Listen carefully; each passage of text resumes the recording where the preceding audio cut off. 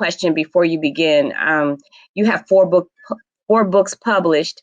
You want to give a little insight onto what that whole process is about, and are you publishing one book after the other? Are you giving one book lifespan before you push the other one out? How are you doing that? Okay, so the first book that I actually published, which was it's kind of crazy. I had this book like typed up since I was like 16 years old, but I never had the courage to release it. So that was that book.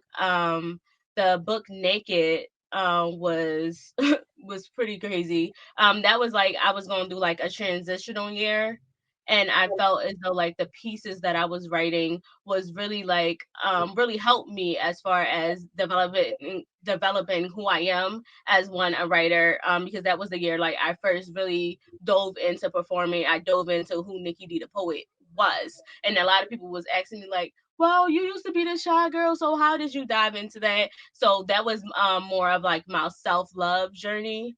And now the shy girl speaks was just like, okay, I went through the my self-love journey. I know who I am now. This is what I have to say.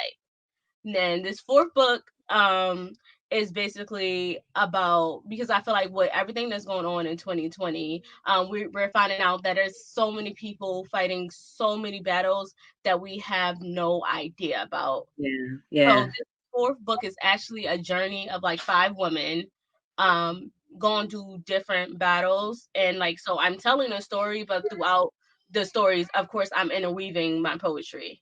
Wonderful. So, Nikki, I'm gonna get off this stage and let them see what you're talking about for real. So, I'm Okay, gonna move myself. Go forth, Nikki. thank you. For those who don't know me, who's wondering who is Nikki D, well, I've been sick with the pen since the age of 10. But wait, isn't that Davis girl?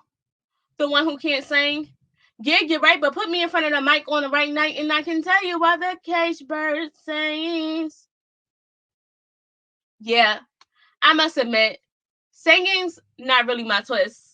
I leave that up to Kite and my sis, and as for me, I'd rather do the poet thing. A poet, one who's well versed in the English language. A poet, one who could take simplistic words and phrases and make them reach into the deepest places. Yes, the very same ones that you try to hide. A poet, a mouthpiece, a crier of the generational cry, because I'm sick and tired of seeing my black queens being reduced to the puffiness of their tits, the juiciness of the ass, and what is in between their thighs. And for far too long, my young kids have been reduced to their ability to dribble a ball, rap, and rhyme. Like, why is it so much easier for someone to instill in them that they have to chase a bag, even if it means die?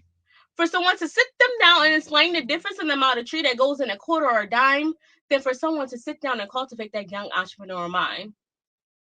I don't know if you guys notice, this world is such a chaotic space. We have murders on top of murders, this unknown virus that's sweeping the land. We have little boys and little girls who feel like their whole life is a mistake, that the world would be a better place if they didn't exist. And please, don't even get me started on that modern day circus we call politics. You see, this is why I spit. Every poet, every musician, every artist, every entrepreneur under the sun of my voice have a voice and a choice, and I choose to use mine to uplift. So sit back and relax and enjoy the poetic stylings of Nicki D the poet. Like I mentioned before, 2020 definitely is not going the way we planned. And right now, more than ever, mental health is important. Taking care of your mental is important, and knowing that you have the power to control what you think is important. And tonight, I just want to leave you guys with this piece that letting you know you have the power to control the voice that's in your head. For years, I've been trying to quiet this voice that's in my head, but she's like a record that's stuck on repeat. And even when I can't quite make out the words of the melody, my feet still marches to the rhythm of the sound waves as they muddle their way up my air canal that set off waves that ricochet to my brain that's already been pathetically trained to view every message the same way.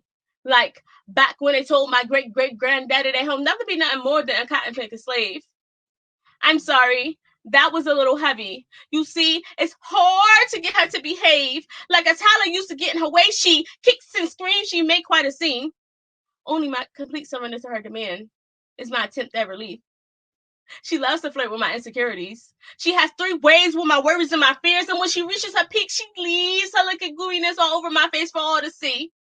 She get a kick out of making a mockery of me. Like Siamese twins, we're conjoined.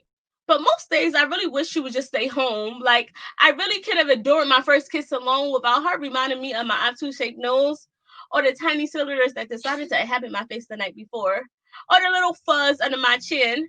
But yet, and still, my therapist says that she's supposed to be my friend, my guardian, my protector, because Nicole, the world can be so cruel.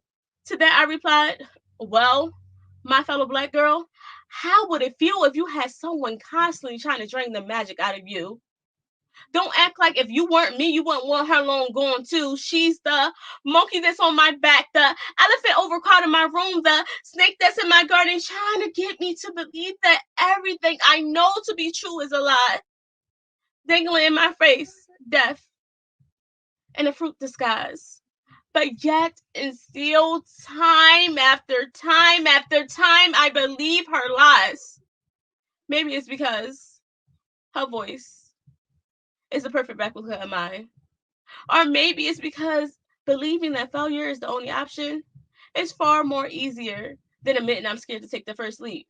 Or maybe, just maybe, it's because the fault really isn't in her at all, but it's really within me.